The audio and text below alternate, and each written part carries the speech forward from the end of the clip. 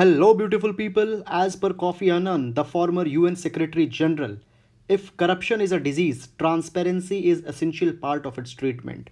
So, as a civil servant, your clarion call should always be to instill more and more transparency. And in this context, good governance, e-governance, minimum governance becomes even more relevant. So, guys, please remember this quote for your GS paper number 2. Now, let's begin with today's articles. Friends, as you know, there is no editorial in Sunday, so we will be taking other relevant articles from the Hindu newspaper, and very elaborately we will be covering the section of science and tech, because in the recent years much more questions are being asked into the prelims from here, and we will be taking the editorial from the Indian Express as it is available today. Moreover, friends, the PDF of all the notes are provided into the description. There is a link of Telegram channel. You can go and download the PDF from there.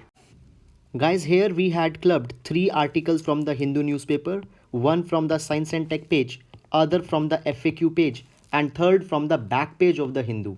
Friends, these 3 articles could be important for your prelims in the section of Science and Tech and for your paper number 3 in the section of Health.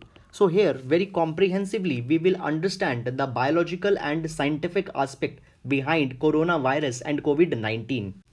Guys, we know it by the name of coronavirus, but actually corona is a big family of viruses which are responsible for disease such as common flu as well as a lot of respiratory diseases. However, the present pandemic has been created by a particular strain of coronavirus, that is SARS-CoV-2, and the disease which is caused by SARS-CoV-2 is COVID-19.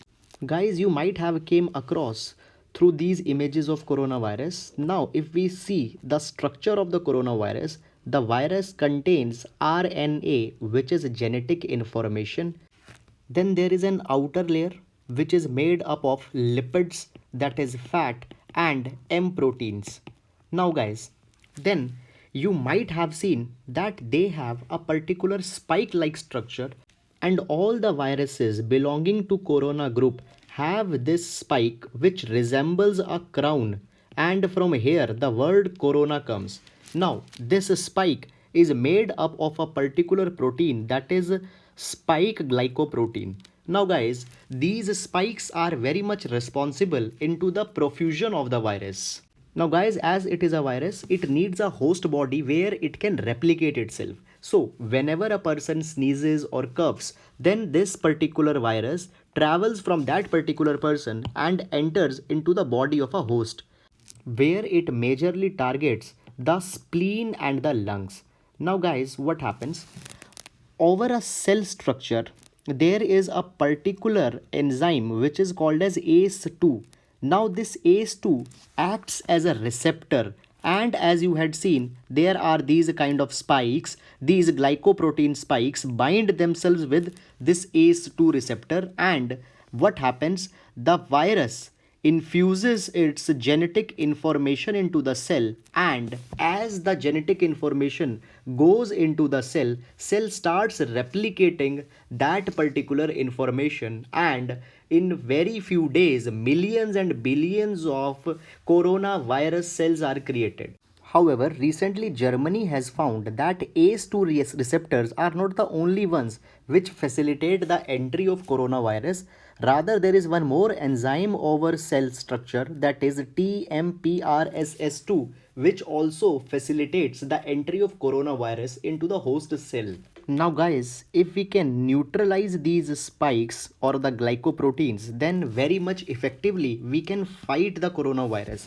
And recently, a detailed structure of these glycoproteins had been made in US by using crypto-electron microscopy. Now friends, this crypto-electron microscopy is also very important for your prelims examination, because in 2017, 3 scientists have won a Nobel Prize in chemistry for the discovery of crypto-electron microscopy. Now, with the help of crypto-electron microscopy, high-resolution structures of biomolecules such as glycoprotein can be made. And by the help of these intricate structures, we can study the movement, and thereby we can find the vulnerable points through which these spikes or glycoproteins could be neutralized. Now guys, one more thing. Earlier, before the discovery of crypto-electron microscopy, there were two technologies to study these biostructures. One was a transmission electron microscope, that is a TEM microscopes, and other was X-ray diffraction. Now, there were certain problems in both of these technologies. First of all, transmission electron microscopes, they uses high beam of electrons and vacuum condition. When under high vacuum, a kind of a beam of electron is projected on a biomolecule which projects an image. However, there is a particular problem here. Sometimes certain biomolecules turn incompatible to these high beams as well as high vacuums, and sometimes certain biomolecules, they have a surrounding layer of water, and when these high beams are projected, then this water evaporates and the entire structure of a biomolecule, here in question the protein, will change. And in the X-ray diffraction, we can get the high resolution images, but in order to get the X-ray image, a biomolecule has to be crystallized, it has to be converted into the crystal form. But again, when we crystallize a biomolecule, then again the structure changes and a distortion is made. But cryo electromicroscopy is a solution here, because it uses a frozen sample which doesn't alters the structure. A gentle beam is used which again doesn't harms or doesn't destroys the biomolecule. And thirdly, a very sophisticated image processor is used here which makes a detailed structure of a molecule. So guys, this crypto electron microscopy is actually a thing which is a game turner into this entire sequence. Now, we had understood as how coronavirus is leading to fatalities, but what could be done to stop this thing? First of all, you can take precautionary measures, as government is now imposing lockdown, it is imposing social distancing, and you should keep a viable distance.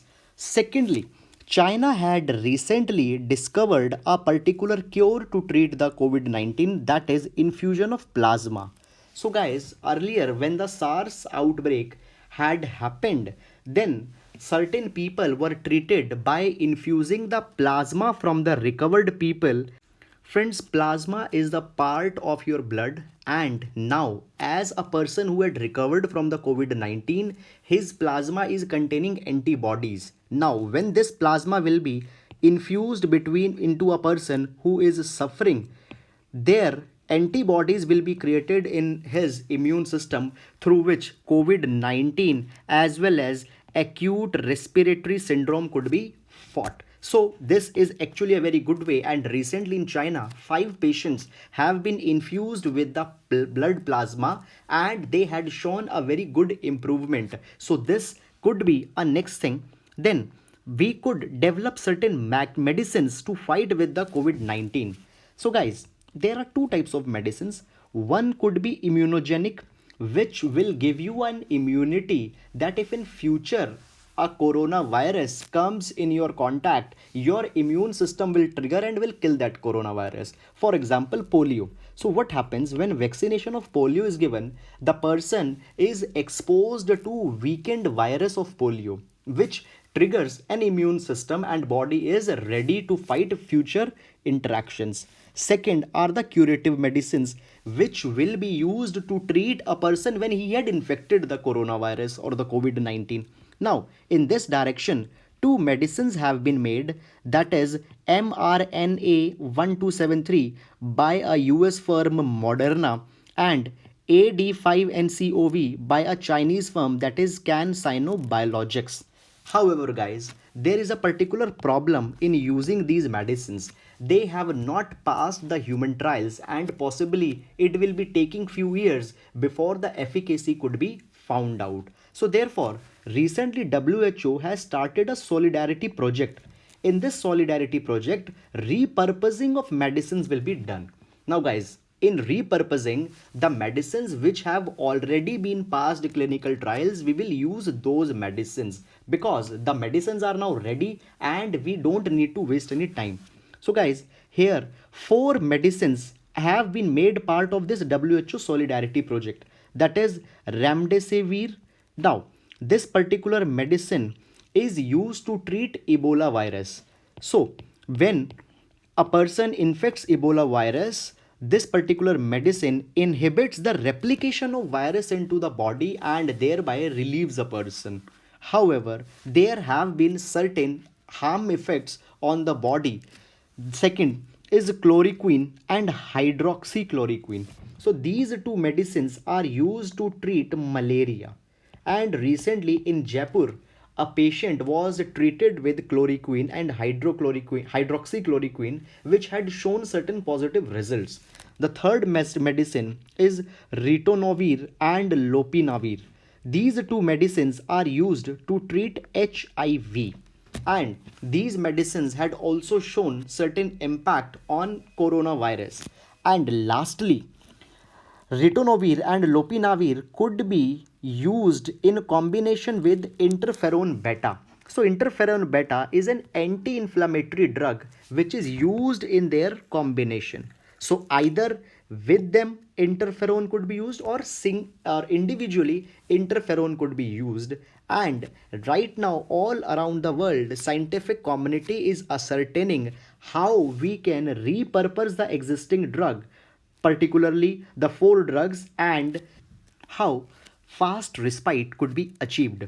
So guys, this was all about this particular article, and I will strictly advise that please don't go into much details. And now we will move to the next article. This article has been taken from FAQ section of the Hindu newspaper, page number 11.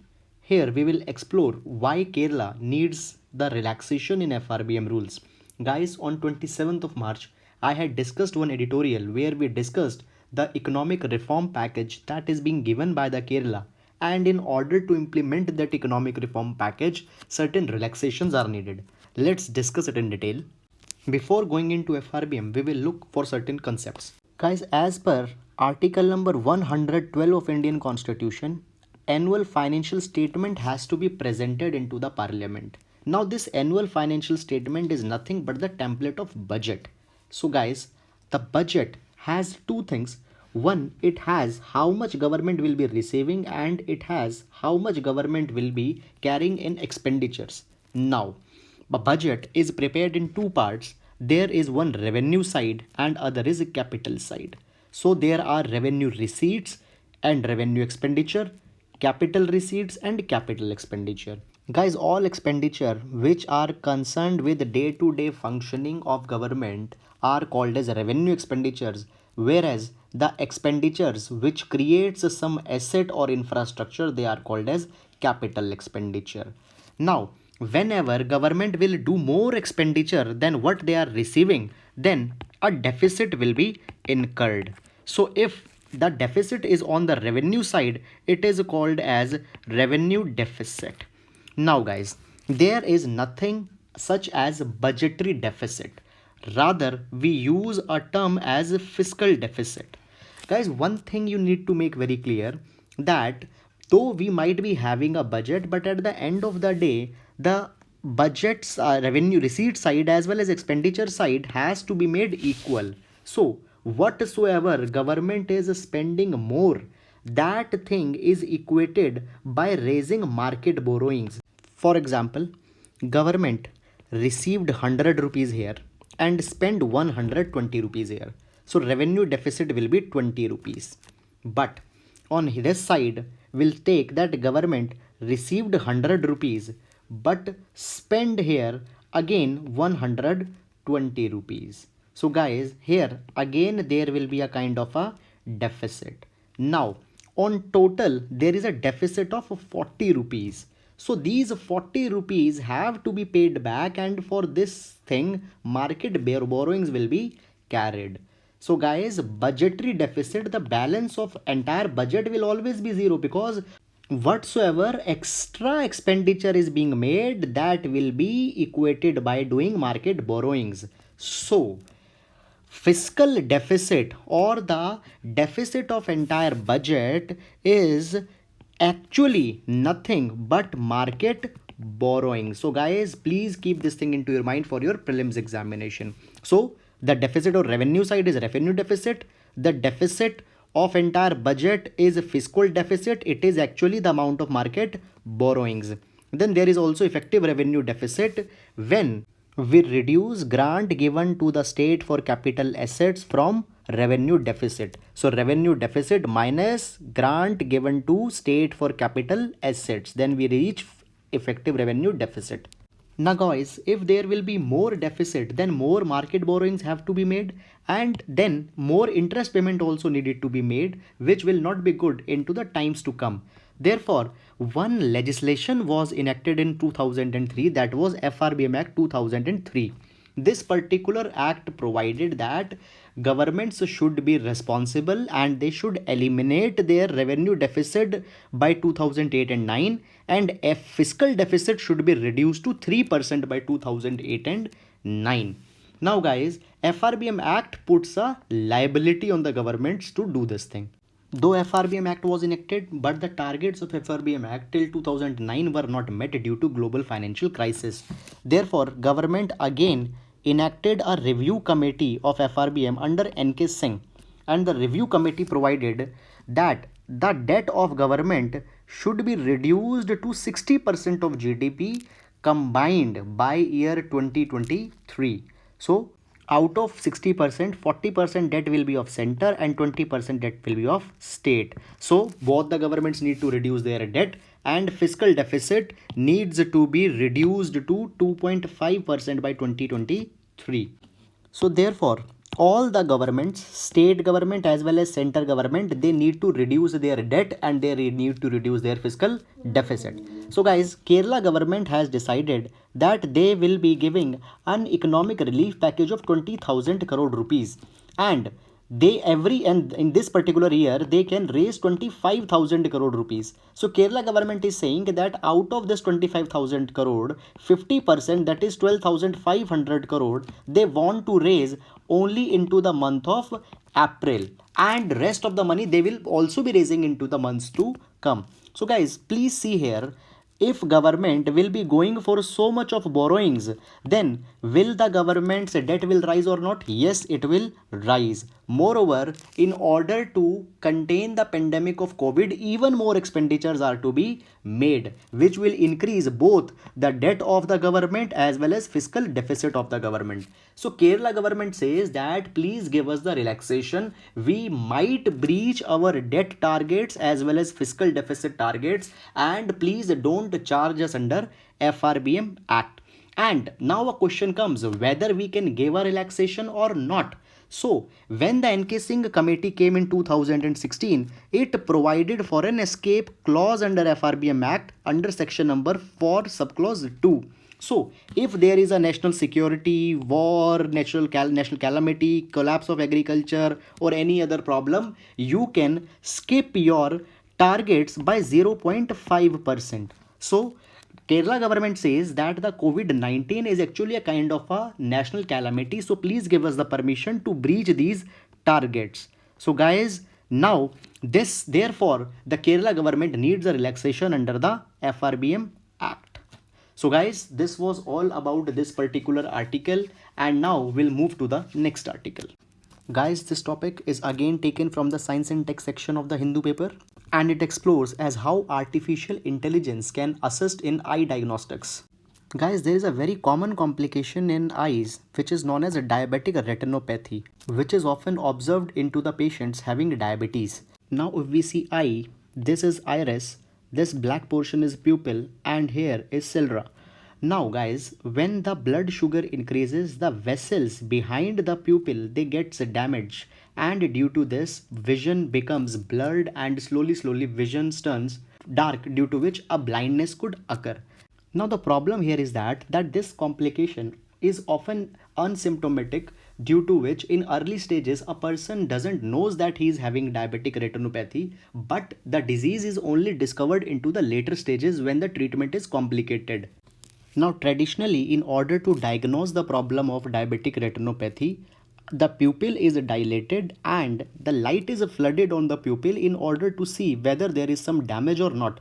But often, due to this manual examination, there are certain lesions which go unnoticed and the problem aggravates. So, a new concept has been evolved in this direction. So, Google had developed a high-tech screening tool, that is a retinal fundus camera, which will take the images of pupil, and now these images will be fed into a computer generated program where through the help of artificial intelligence the image will be compared with hundreds and thousands of images and complications will be observed. Guys, this way of diagnosis had proved to be more efficient, as in manual diagnosis often the beam of light might not be able to enter the pupil, due to which the complications might go unnoticed. But here, within 2 to 3 minutes, the fundus camera can take an image, and due to artificial intelligence, the errors are very much minimal. Lesions, small to largest lesions, are already been fed into the computer, which will be compared. Moreover, in the recent year, the cost of installation as well as camera has been reduced very much. Therefore, the test is very much affordable, and as a part of a larger initiative, such fundus cameras are being installed at the diabetologist's clinic. And when a person is going for his diabetic treatment, he can get his eyes diagnosed, and if there is a complication, a person can visit an eye doctor and can schedule the treatment. Moreover, on the same concept, efforts are being made to screen the breast cancer also at earlier stages, and mammography images will be taken here, through which doctors can accurately measure the breast cancer. Guys, moreover, into a scientific journal, that is Nature, Google Health had already found a kind of a solution which can identify the breast cancer more accurately than radiological test. So guys, artificial intelligence and improvements can be assistive in health issues into the times to come. So this is all about this article, and now we'll move to the next article. This editorial has been taken from the Indian Express, and it talks as what are the shortcomings into the relief package and economic package that is being given by the government.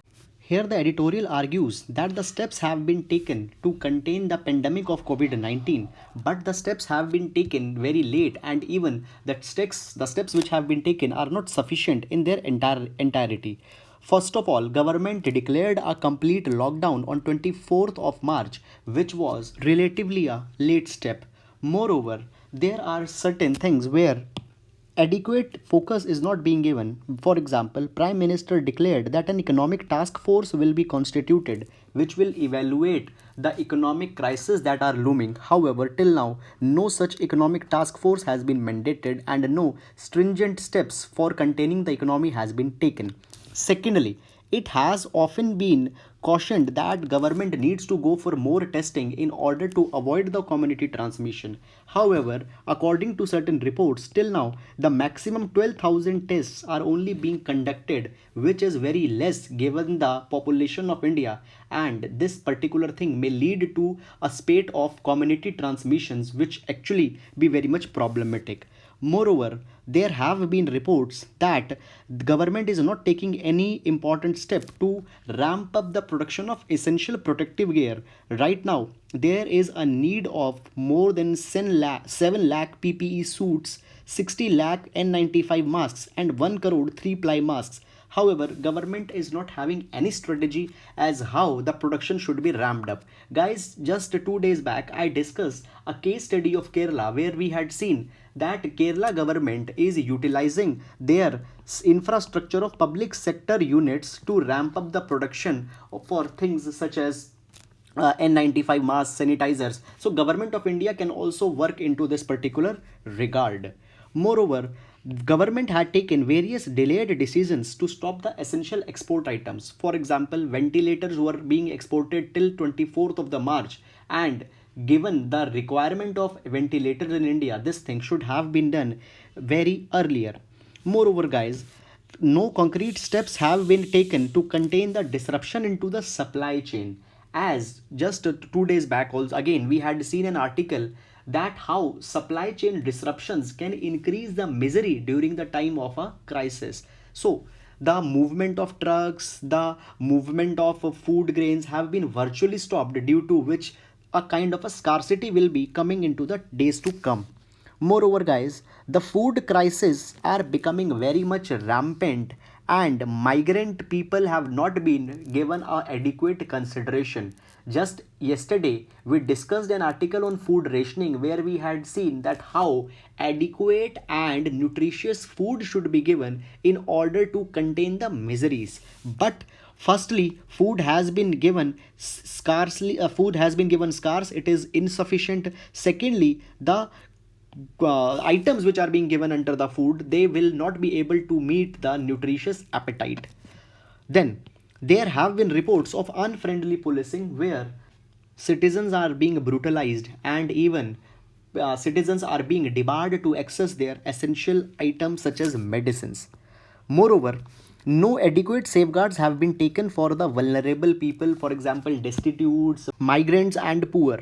Moreover, recently government announced a fiscal stimulus to the tune of 1.7 lakh crore rupees. However, the fiscal stimulus is scarcely less, seeing the quantum of the epidemic. So government should take adequate steps, and a liberal fiscal stimulus should be given, and fiscal deficit should not be cared at this particular time.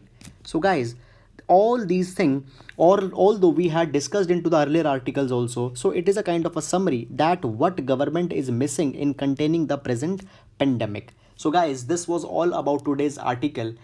Guys, if you like our video, then please do subscribe to the channel. Thank you.